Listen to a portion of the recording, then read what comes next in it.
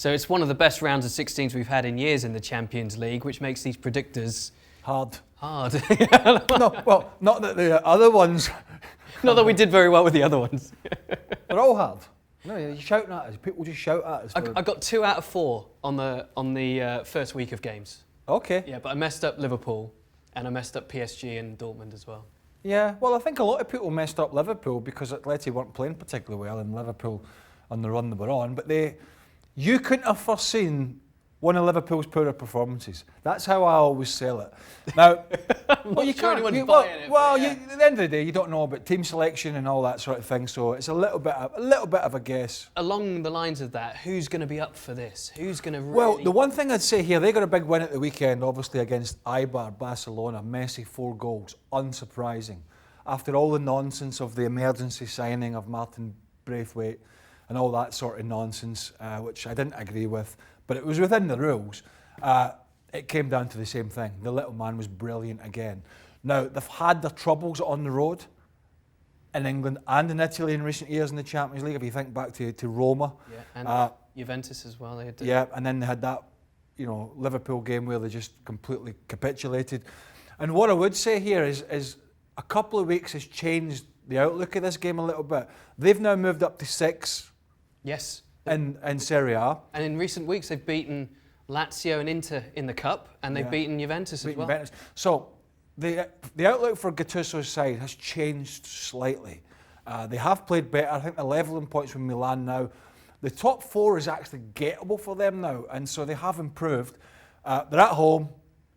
We know they're a little fallible defensively. But it's messy, isn't it? I'm going to say the best I could say is a draw for Napoli in Naples. Okay, so you're going to go with a draw, are you? Yeah. All right. First leg. All right. I'm going to pick Barcelona. Okay. Just because I think that they will go there with a point to prove as well. It's been a good couple of weeks for them. They're top of the league, of course. Napoli are on a resurgence, but I just think there might be a bit of rabbit in the headlights. Possibly. This one. Which of these teams is going to turn up for the performance? Chelsea, are they going to have a real go at Bayern? Are Bayern going to be able to shake off some of their travels, sickness that they've had in Bundesliga? Are they going to be firing in London again as they were at Tottenham? I think Chelsea are going to go for it. I think they've got a big fight in the hand for the top 4. They know that. They had a big win against Tottenham at the weekend. Lampard made some changes, changed the shape of the side again. Alonso come back in. Giroud came in, scored a great goal. We wait on the fitness of Abraham. Willie Caballero played again, which is another big surprise. It's a big statement from Lampard again. I'm not having Kepa. He said, well, I'm paraphrasing. He hasn't come out and said this. I think we know he doesn't like him. He wants him out. However, he keeps making this big call. Caballero did it again at the weekend. Now we're talking the Champions League. I find it hard to see how he's going to bring Kepa back in now. So maybe that's something Bayern will look at. But Chelsea will look to get on the front foot. They'll look to pressure Bayern Munich, and they'll look to capitalise on their good play. And they have played well this season, Chelsea. They haven't always finished it off, but they've played well. Their Achilles heel is clearly not from middle to front. It's from middle to back. That's the Bayern Achilles heel. They played a back 3, Hansi Flick did at the weekend against Paderborn, bottom of the Bundesliga. They lost 2 goals. They were a little lucky to win the game. They were unconvincing, but they have got and Robert Lewandowski, the best striker in the world. And now, before somebody shouts Messi at me or anything else, I said striker, natural striker. He's just a top man. Yeah. So where are you going? Oh, sorry, I need to give an answer. I'm going to go for a. I think Bayern will go through over the 2 legs, but I'm going to go for a Chelsea win at Stamford Bridge. A rousing youthful display from... Well, I haven't seen them recently with the injuries and that. I'm not entirely convinced away from home in particular. I could definitely see that.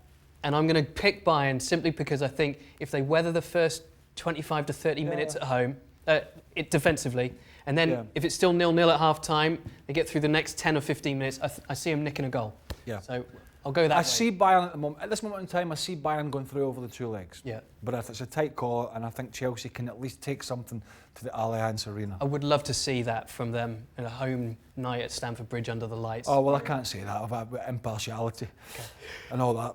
Lyon, who are 7th in Ligue 1 against Juventus, who won again. Ronaldo's in good form.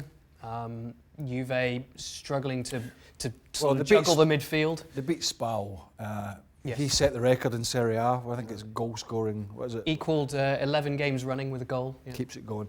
We won't spend too much time on this because it's one of the less, unless you're a Lyon or Juve fan, it's one of the probably the less attractive out of all the games at the moment. Juve will go there. I think Sarri won't be fussed. He'll try and keep it tight. And I'm going to say a 1-0 win away from home for Juve. Yeah. Just a tight, get the job done. I think they will get the job done. We'll see what Lyon bring. They're usually up for it in home games in Europe, but I think Juventus again. Real Madrid, Manchester City. Yeah, I mean, tough one to call. Didn't play well against Levante. Don't like the goalkeeper. Thought he was at fault at the weekend again. Had injuries. Hazard went off. Bale was nowhere to be seen again. Experienced midfield and Kroos, Modric and Casemiro, but can they live with the pace of the City attacks when they play that fast football? It is a tough game to call, but I do believe if City do not, and this is the big if, one of the biggest ifs, every time the knockout stages come along for a big game for City, can they not shoot themselves in the foot defensively? The answer in the Premier League this season has been no. In a knockout game, can they sort that out? They won't win this competition if they don't. It's as simple as that.